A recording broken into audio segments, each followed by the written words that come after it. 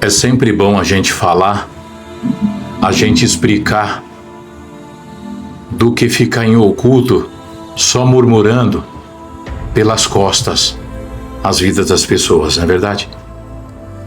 O Senhor disse: se você vê o teu irmão no erro, presta bem atenção, igreja. Se você vê o teu irmão no erro, não sai por aí já propagando a vida do teu irmão, a vida da tua irmã, a vida do servo de Deus. Eu vou contar uma parte para os irmãos. Tava eu na favela, vinha vindo um músico conceituado, músico honrado dentro da congregação, bêbado no meio da rua. Eu olhei aquilo, eu escondi ele, igreja, Lamaia, eu escondi e falei: irmão, o que está acontecendo, meu irmão, o que está acontecendo? Ele: você não sabe o que está acontecendo na minha vida. Eu escondi ele, igreja. Eu não levei ele para cooperador, eu não levei ele para ancião. Ninguém sabe quem é esse irmão. Estou cantando hoje porque Deus já recolheu ele. E não vou falar o nome dele. Nem depois de morto eu vou envergonhar ele. E ele continuou indo para a igreja, continuou sendo músico, continuou sendo reconhecido como um homem conceituado. E se fosse você, o que você faria? Você defenderia o seu irmão da prova que ele estava passando? Eu nem quis saber a prova que ele estava passando, igreja. Eu quis saber que eu não podia deixar ele, que alguém visse e matasse a alma dele depois, que ele tinha prazer de tocar dentro da casa do Senhor. Todos têm problema no meio da família, viu, igreja? Todos nós temos problemas no meio da nossa família, problemas até com alguns irmãos, problemas no serviço. Somos pessoas problemáticas. O Senhor é que nos resguarda, é o Senhor que nos guarda de tanta coisa na face dessa terra. Passou-se um tempo, outro músico. Fui para a cidade de Santos, um amigo saiu do serviço comigo e falou que ia até a Casa Bahia em Santos. Chegando lá, nós paramos num bar. Ele falou que ia tomar um negocinho dele lá e eu pedi uma Coca-Cola e uma coxinha. Nisso, na minha frente, do lado do balcão lateral, eu vi um irmãozinho. Irmão bonito, gente. Santo Deus. Não parecia um anjo. E ele me olhou, mas não me conheceu. Mas eu conheci ele. Um músico também, conceituado. E de repente ele pediu pro homem do bar, de certo já conhecia, trabalhava por ali, e falou: olha, aquela. E o rapaz do bar já sabia, encheu um copo de uma talagada de conhaque para ele. Eu peguei e fiz assim para ele, chamei ele, ele inclinou o pescoço pro meu lado para me ouvir, que eu queria falar no ouvido dele. E cheguei no ouvido dele e falei: a paz de Deus. Ele: meu Deus, irmão, me pegou. O irmão me pegou, meu irmão, o irmão me pegou. Falei: irmão, eu não te peguei não, servo de Deus. O irmão pode ficar em paz, eu não vou falar para ninguém disso daqui. O que Deus está me mostrando é eu e você. Mas olha, eu te conheço, você congrega na congregação tal. Era até na Vila Jockey 1 que ele congregava. Os dois, desses dois que aconteceu, eram da Vila Jockey 1, em São Vicente, em frente ao supermercado antigo Araxá. Foi nesse tempo. Ele: irmão, eu falei: não, irmão, fica em paz, irmão. Pode congregar, serve a Deus, meu irmão. Mas se liberta disso daí, servo de Deus. Isso vai acabar com a tua vida. Dei uns conselhos para ele. Continuou sendo músico. Casou. Deus levantou a cabeça dele. E até hoje nunca mais vi ele. Será que era mais fácil eu ter contado o cooperador da igreja? Será que era mais fácil ter matado aquela alma e o sangue dele caísse sobre mim? Então, igreja, tem coisas que se você não pode consertar, também não entorta mais não, igreja. Se você não tem poder de perdoar alguém, também não entre no lugar de juiz a condenar alguém na terra. Olha, mais uma vez eu vou falar. Nós temos filhos, nós temos filhas, Nós temos uma família, nós temos irmãos de sangue. E quem vai querer ver os seus irmãos sofrendo, né? Quem vai querer ver os seus filhos também sofrendo, né? Então a palavra de Deus, ela é clara, igreja. Não julgue para não ser julgado. A gente não tem nada a ver com a vida dos outros. Se você não quer ajudar, problema teu, mas você está omitindo um socorro para uma pessoa que está numa prova e que o adversário pegou e quer matar. E você está ali como luz e pode espantar as trevas que está nele, e você vai entregar o irmão, levar o irmão ao promotor, e o promotor levar ele para o juiz para que ele possa ser condenado e ser encerrado numa prisão, aonde não vai poder mais tocar na igreja. Não, meu irmão. Entrega na mão de Deus, ora por ele, vai fazer visita na casa dele. Depois eu acho que eu ainda fui na casa desse irmão, fiz uma visita para ele. E assim foi, igreja. Santo é o Senhor. Tem muita coisa que temos que aprender, igreja. Hoje meu filho está doente. Hoje meu filho está passando um processo terrível na terra. Meu Davi. Mas a gente tem que ter crédito com Deus para a gente prostrar o joelho e ter como chegar diante do Senhor para pedir para Ele uma cura para o nosso filho. Se a gente não tem um convênio, se a gente não tem um dinheiro, se às vezes a medicina não tem jeito da cura. E como que você vai ter crédito sabendo que no livro das crônicas do rei do céu vai estar escrito que você não foi um bom samaritano, não ajudou a levantar o caído. Você acabou de matar. Matando, divulgando a vida alheia do teu irmão. Teu irmão de sangue, sim, porque ele foi comprado por sangue no duro madeiro da cruz. E se o Senhor te absolveu, irmão, de tanta coisa que você fez de errado, que nem a Irmandade sabe da metade do que você já praticou na terra. Já pensou se alguém expõe em cima do telhado quem você foi? Eu acho que muitos irmãos não vão te aceitar nem dentro da casa com medo de você. Então, gente, temos família, temos filhos. E tudo aquilo que a gente fizer de bom para as pessoas, eu acredito que Deus, as pessoas não vão retribuir, mas o Deus vai retribuir. Quando o rei Assuero abriu o livro das crônicas que perdeu o sono, ele viu que Mardoqueu tinha feito coisa boa. Tinha livrado o rei da mão de Bigta e Tereferes, né? 2 eunucos que queriam pôr a mão no rei. E no dia que era para Mardoqueu ser enforcado, foi a noite que o rei perdeu o sono, porque pela manhã Mardoqueu ia ser forcado. É que nem nós, igreja. Tanta forca estão preparando para a gente. E Deus está sempre livrando nós, sabe por quê? Porque a gente está praticando a justiça e a verdade. A gente sabe que um dia nós vamos morrer mesmo. Ou alguém vai matar a gente, alguma coisa vai acontecer. Tem que acontecer alguma coisa para que a gente possa receber o céu, para que possamos descer à sepultura, isso é verdade? Se os antigos não escaparam de forca, não escaparam de ser arrastado pelo pescoço até a morte,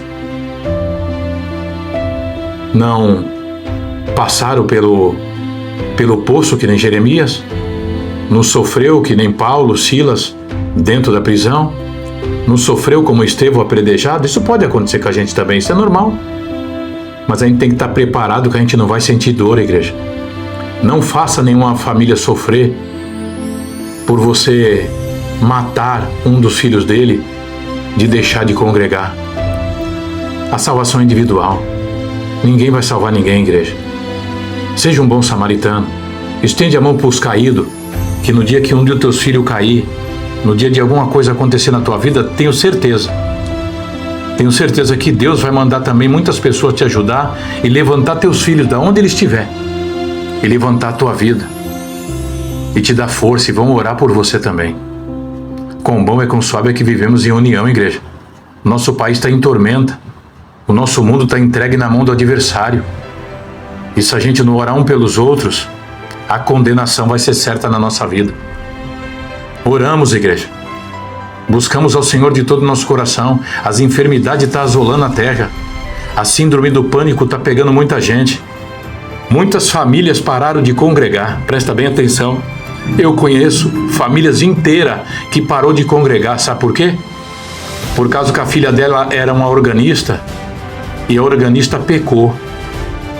Mas o que a gente tem a ver com o pecado dela, né? Ela sabe o que ela fez. A gente não estamos aqui para condenar.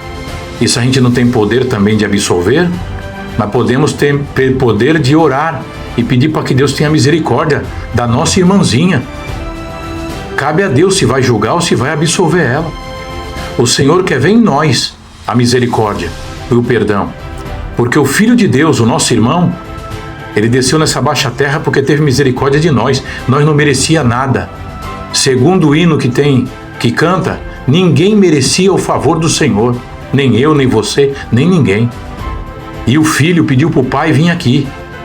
Passou escárnio, apanhou, deixou uma glória no céu. Lá não tinha dor. Deixou uma coroa de glória no céu. Deixou um trono.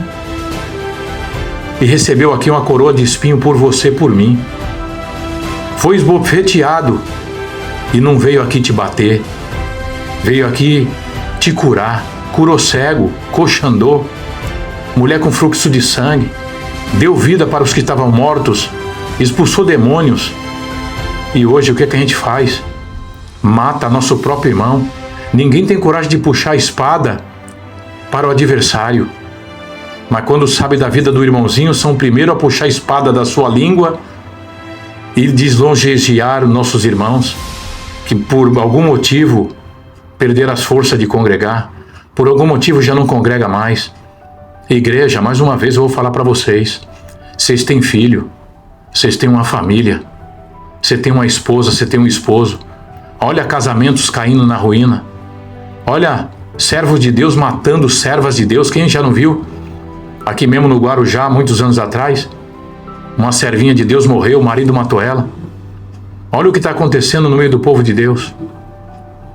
O povo de Deus se matando uns aos outros. Ninguém tem mais caridade, ninguém tem mais amor. Tem muitos que entram dentro da igreja, nem saudam uns aos outros mais.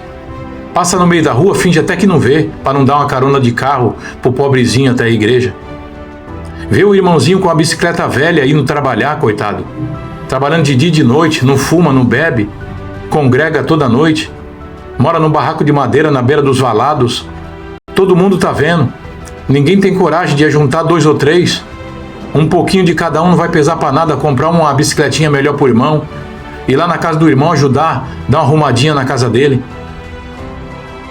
Ninguém é cego, igreja, todo mundo tá vendo isso. E muitos aí com terno de microfibra veludado, muitos mostrando aí nos seus status seus carros, ainda tem coragem de vir na beira da favela. Os irmãos deveriam se envergonhar de vir na beira da favela dizer que Deus me deu um carro, Deus me deu R$1 milhão. Para com isso, igreja, vai contar lá no meio dos ricos. Tem pobre aí que tem 20 anos de graça, nunca recebeu uma bala de ninguém. Aí vem o irmão, no meio da favela, dizer que Deus encheu ele de bênção, que deu casa, que deu carro, que deu um monte de coisa, e o pobrezinho não tem nem feijão para comer, tá lá, Senhor, e para mim tu não deu nenhum feijão. Será que Deus é ingrato, igreja? Eu acho que temos que contar testemunho no horário certo, no lugar certo, na hora certa. Outra coisa, levamos um macumbeiro para congregar, um pai de santo para congregar dentro da igreja. Ele acreditou na palavra. Chegou na hora do testemunho, alguém foi testemunhar e já começou logo, irmão, sou agradecido a Deus, irmão, com o macumbeiro, feiticeiro, irmão, Deus matou ele. Olha, irmão, isso é coisa para se falar dentro da igreja? Como que vai converter, irmão? O rapaz chegou ontem, não entende ainda das coisas, e o povo já chega já maltratando as visitas que chegam dentro da igreja. Deixa isso para contar na roda dos irmãos, deixa isso para contar depois que as pessoas se converter. Espantou, irmão. Como é que pode falar uma coisa dessa? Santo Deus, meu irmão. Deus que já converteu tanto pai de santo. Tem o nosso irmão Serginho, né? De Presidente Prudente lá, né? De onde ele congrega lá. Santo é o Senhor, meu irmão. Se vê as obras que esse moço tem para contar, santo Deus, irmão. Ele pegou um traficante, tomou conta do traficante, meu irmão. Traficante condenado, meu irmão. Ia visitar o traficante tava magro, seco lá, ó. Não podia sair para lugar nenhum, que os outros estavam para matar. Servo de Deus foi lá, irmão, chamou ele para congregar. Ele foi congregar. Passou-se um tempo, o Serginho encontrou ele todo retalhado, todo cortado de navalha, no meio da rua, morrendo. Serginho foi lá como um bom samaritano, recolheu ele levou para o médico, ele se recuperou, Deus chamou ele na graça, fez uma obra com ele. Serginho foi lá e deu um conselho para ele: olha, meu irmão, Deus fez toda a obra contigo, você está salvo pela parte de Deus, mas agora você tem uma parte para cumprir com a justiça. Vamos lá se entregar, meu irmão, vamos lá se entregar. O irmãozinho falou: não vou não, irmão, tenho mais de 70 anos de cadeia, eu vou ficar preso pro resto da minha vida. Vamos lá, servo de Deus, se Deus te trouxe até aqui, Deus vai fazer uma obra. Serginho entrou dentro da delegacia e falou: olha, eu tô com um prisioneiro que vocês procuram ele há muito tempo.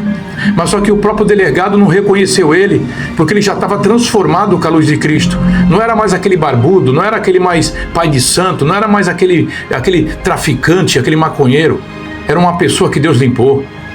E foi entregue na mão do delegado. Serginho pediu que não batesse nele, que não minasse nele. A gente está falando de Serginho de Presidente Prudente aí, ó, onde nós estivemos aí, ó, em Presidente Prudente esses dias. E de repente, meu irmão, o homem que era para pegar 70 anos de prisão, saiu da cadeia, meu irmão, com 3 ou 4 anos. Olha aí a obra que Deus fez. Isso é obra de amor, meu irmão. Você tem coragem de entrar na favela para falar com o bandido? Não tem, meu irmão. Não tem. Santo é o Senhor. Você tem coragem de ir lá, no meio dos levianos lá, e falar das obras de Deus? Então, meu irmão, vocês não sabem o que a gente passa, vocês não sabem o que acontece com a gente na beira dos valados das favelas da vida. A gente não tem medo não, irmão. Nós viemos da favela, nós entramos em qualquer lugar.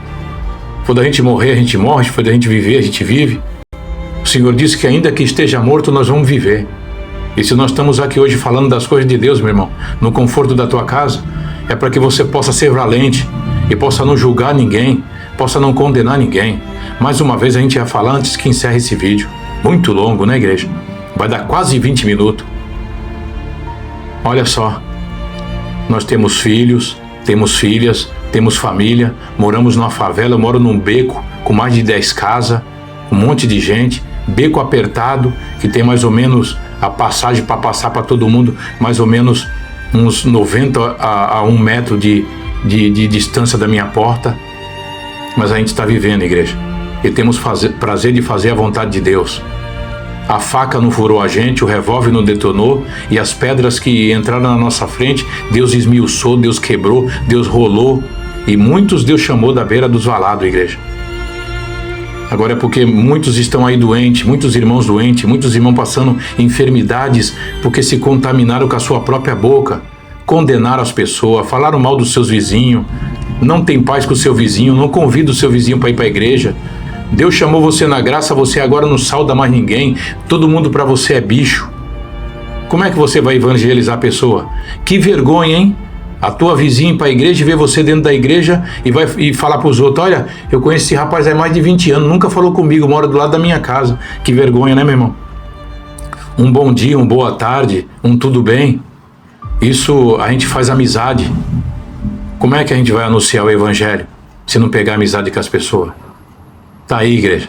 A gente tem que fazer vídeo assim mesmo e colocar para todo mundo ouvir. O filho sábio vai ouvir, o escarnecedor não vai gostar, o preguiçoso não gosta de trabalhar na obra de Deus, mas aquele que trabalha é digno do seu salário. Deus abençoe a todos. Quer saber que dia é hoje?